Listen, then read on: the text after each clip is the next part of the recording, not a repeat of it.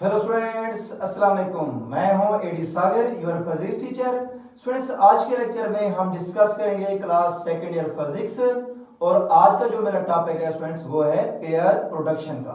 तो students start करते हैं, देखते हैं कि पेयर प्रोडक्शन क्या है।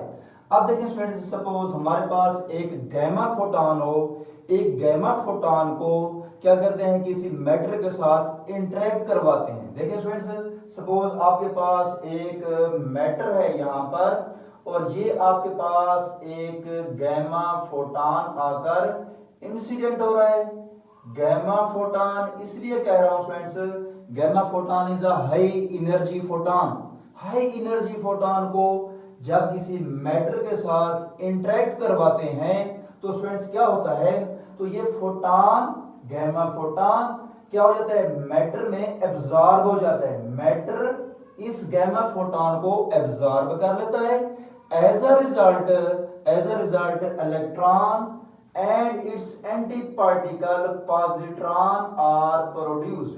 ये देखिए स्टूडेंट्स, ये आपके पास क्या है, इलेक्ट्रॉन है, और इसका एंटी पार्टिकल क्या होता है, पॉजिट्रॉन आर प्रोड्यूस। तो एक इलेक्ट्रॉन प्रोड्यूस हो गया, एक इलेक्ट्रॉन का एंटी पार्टिकल पॉजिट्रॉन प्रोड्यूस हो गया जब एक high energy gamma photon incident हो और इंटरेक्ट करे। बल्कि आप ये कह देना है कि जब गैमा फोटॉन और high energy photon interact with the matter, जब मैटर के साथ इंटरेक्ट करता है तो as a result pair of the electron and its antiparticle positron is produced.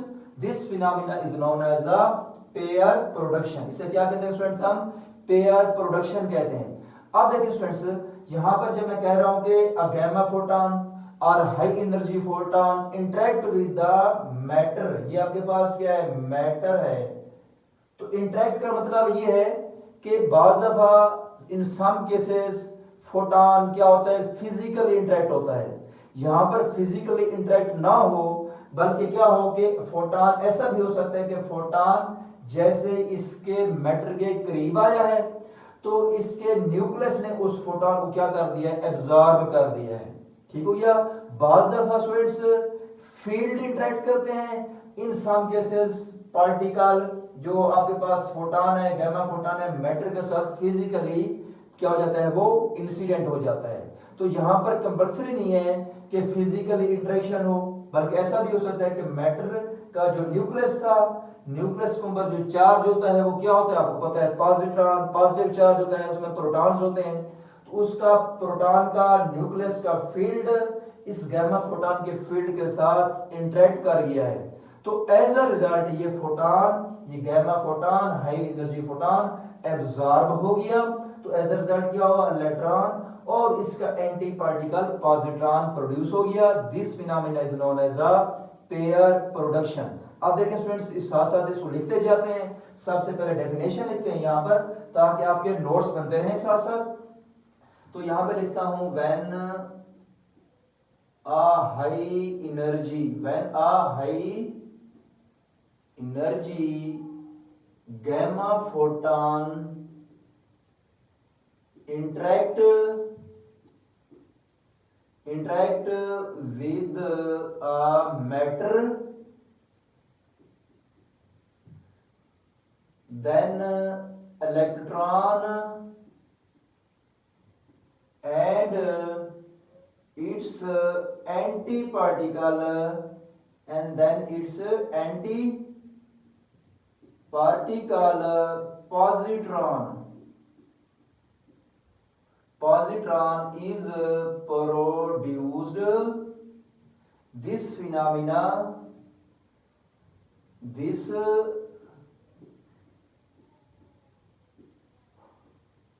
is called pair production. तो इसे क्या कहते हैं स्टूडेंट्स, हम पेयर प्रोडक्शन कहते हैं। अब यहां तक स्टूडेंट देखें कि जो मैंने आपको पहले डायग्राम एक्सप्लेन किया वो आपको यहां पर बताया मैंने कि आपके पास when are high energy gamma photon.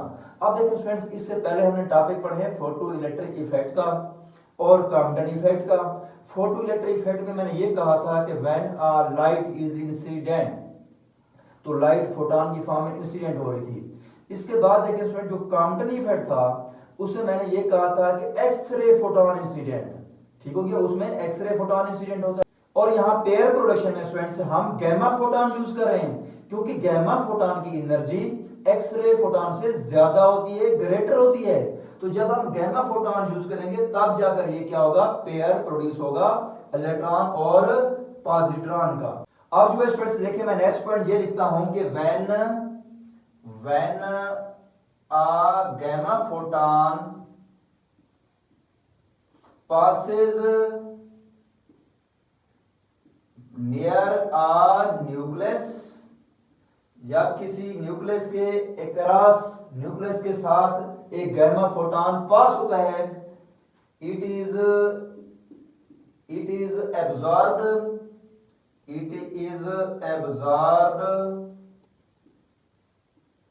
by the nucleus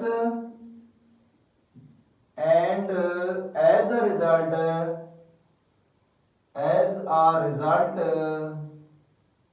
electron positron pair is produced। तो एज अ रिजल्ट इलेक्ट्रॉन और पॉजिट्रॉन पेयर प्रोड्यूस हो जाता है।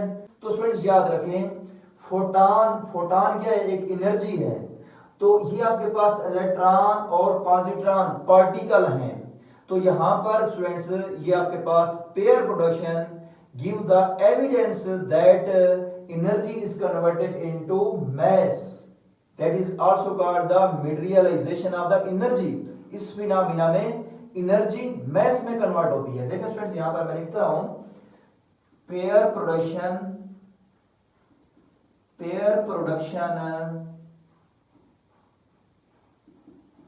gives us the evidence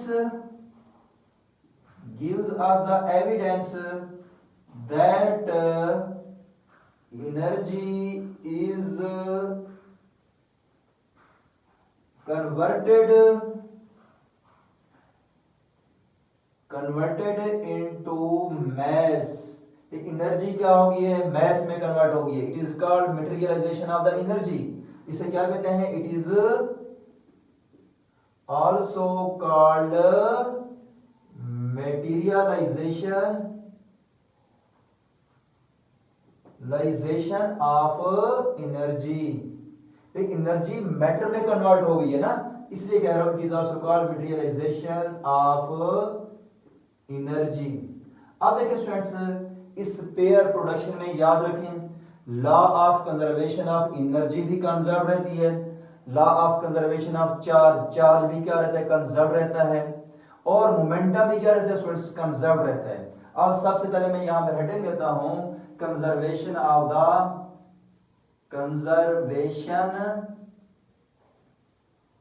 of charge, ये हेडिंग है स्टूडेंट्स। फिर नेक्स्ट में कंजर्वेशन ऑफ एनर्जी देखूंगा, फिर कंजर्वेशन ऑफ द मोमेंटम देखूंगा। अब देखिए students, conservation of the charge in pair production energy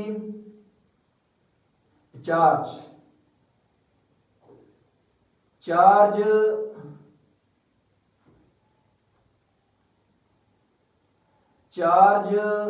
remains conserved in pair production, charge remains conserved,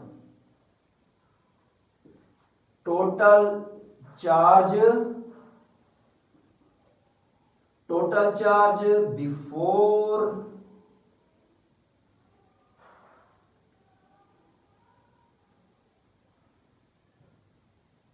and after remains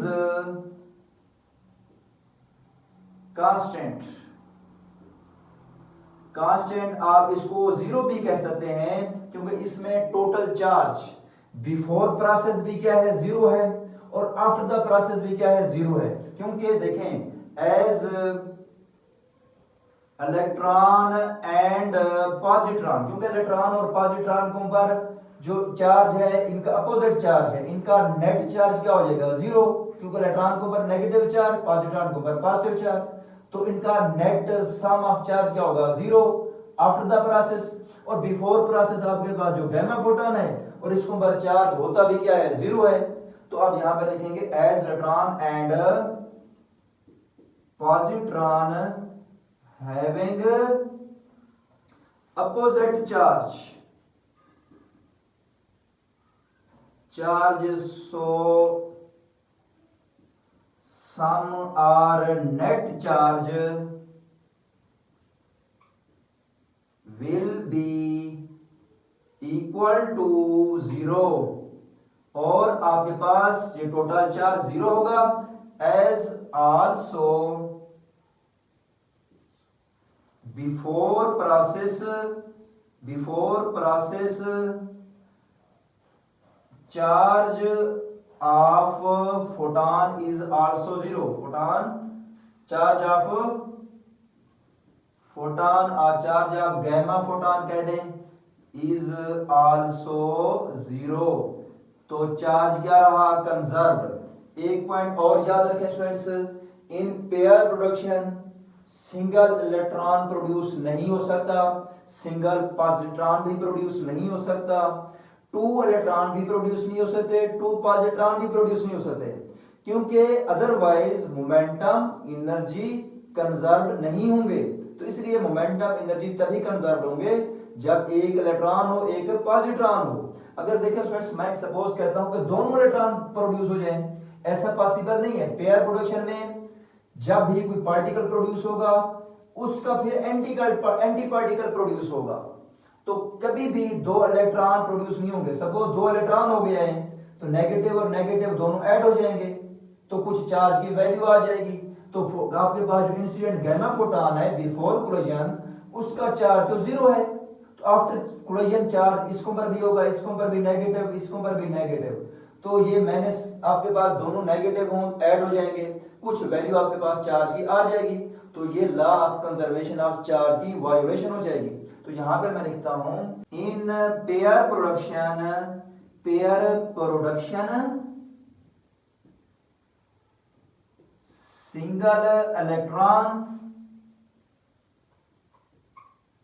single electron single positron, two electron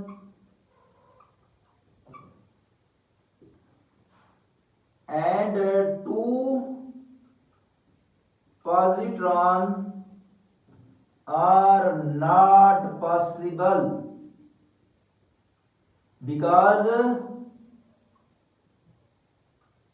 otherwise momentum and charge will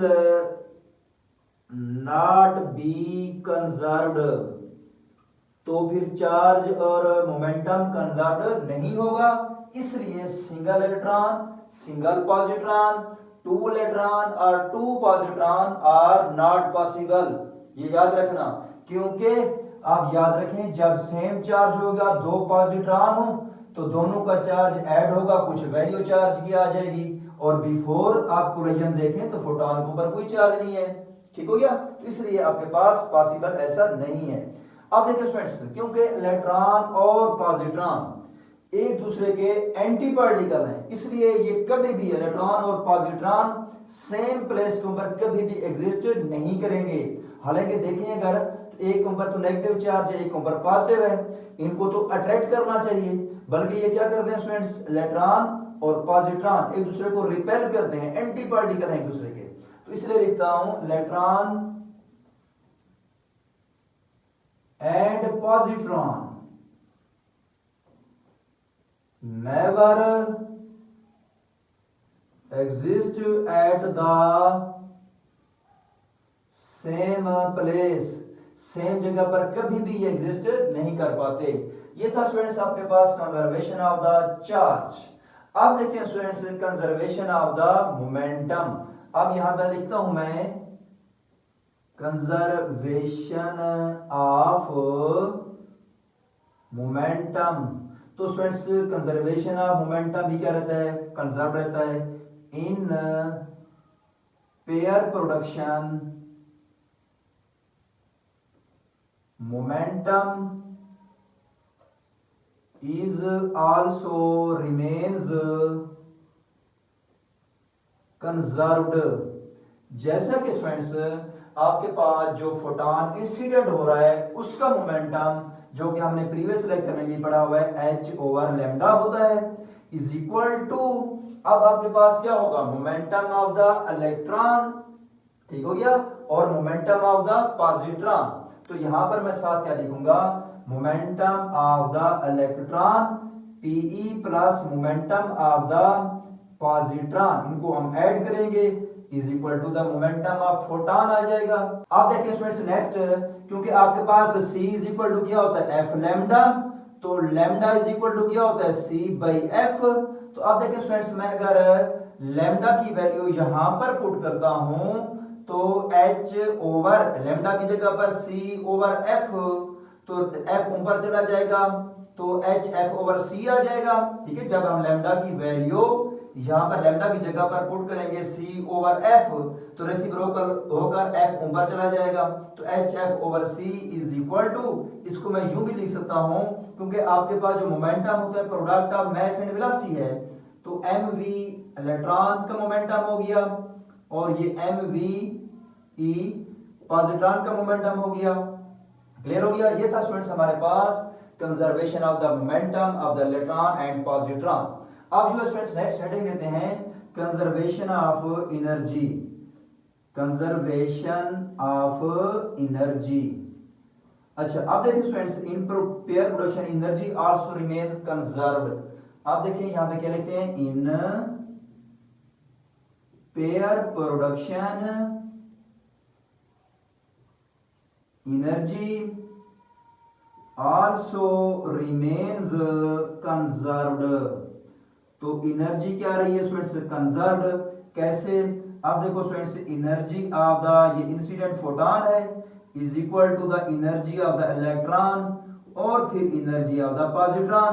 अब देखिए students मैं suppose energy of the incident जो कि value भी होती है हमारे पास is equal to H F, incident photon की एनर्जी, और इलेक्ट्रॉन की जो एनर्जी है, तो ये इलेक्ट्रॉन की एनर्जी दो तरह की है स्टूडेंट। जब इलेक्ट्रॉन रेस्ट में होता है, ठीक हो गया, इस मैटर के अंदर जब इलेक्ट्रॉन रेस्ट में है तो एक उसकी एनर्जी होती है rest mass energy is equal to m naught c square. एक जब वो इलेक्ट्रॉन मूव कर रहा है तो इलेक्ट्रॉन की मोशन की वजह से उसकी एनर्जी होती है काइनेटिक एनर्जी। तो यहां पर स्टूडेंट्स मैं लिखता हूं kinetic energy of the electron और प्लस उसकी rest mass energy m naught c का स्क्वायर, और फिर देखें प्लस ये किसकी लिखी है, मैंने इलेक्ट्रॉन की वैल्यू पुट कर दी। अब इसी तरह पॉजिट्रॉन के लिए भी ऐसे ही है कि एनर्जी जब वो मूव कर रहा होता है तो मोशन की वजह से उसकी काइनेटिक एनर्जी, जब वो पॉजिट्रॉन रेस्ट में होता है तो उसकी रेस्ट मास एनर्जी भी है और वो m नॉट c का स्क्वायर है। तो यूं स्टूडेंट्स हम क्या लिख सकते हैं, एनर्जी जो है ये क्या रहती है, कंजर्व रहती है। किसमें स्टूडेंट्स, पेयर प्रोडक्शन में। अच्छा अब देखिए स्टूडेंट्स जो m नॉट c स्क्वायर है ना, ये क्या है, रेस्ट मास एनर्जी। अच्छा here m naught c square is rest mass energy.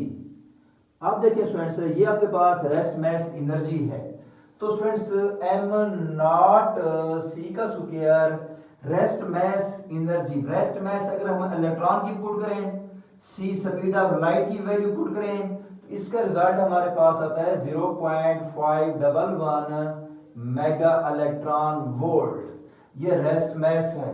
अच्छा इससे स्टूडेंट्स क्या प्रूफ होता है, इससे ये प्रूफ होता है कि एक इलेक्ट्रॉन को निकालने के लिए मिनिमम कितनी एनर्जी चाहिए होगी, 0.511 मेगा इलेक्ट्रॉन वोल्ट। तो जब पेयर को प्रोड्यूस करना होगा तो पेयर को प्रोड्यूस करने के लिए गैमा फोटॉन की कितनी एनर्जी यूज होगी, तो हम क्योंकि पेयर है तो 2 के साथ इसको मल्टीपल कर देंगे। तो देखो स्टूडेंट्स पेयर को प्रोड्यूस करने के लिए for pair production 2m not c square इतनी एनर्जी चाहिए होगी। 2 को जब मल्टीपल करेंगे 0.511 के साथ तो students 1.02 mega electron volt energy आ जाएगी। This is the minimum energy of the incident photon gamma photon to produce a pair production. अच्छा, इससे अगर एनर्जी गामा फोटोन जो कि इंसिडेंट हो रहा है मैटर के ऊपर, अगर इसकी एनर्जी 1.02 मेगा इलेक्ट्रॉन वोल्ट से कम होगी then pair production cannot be produced. अब यहां पे लिखोगे this is the minimum amount of energy required to produce the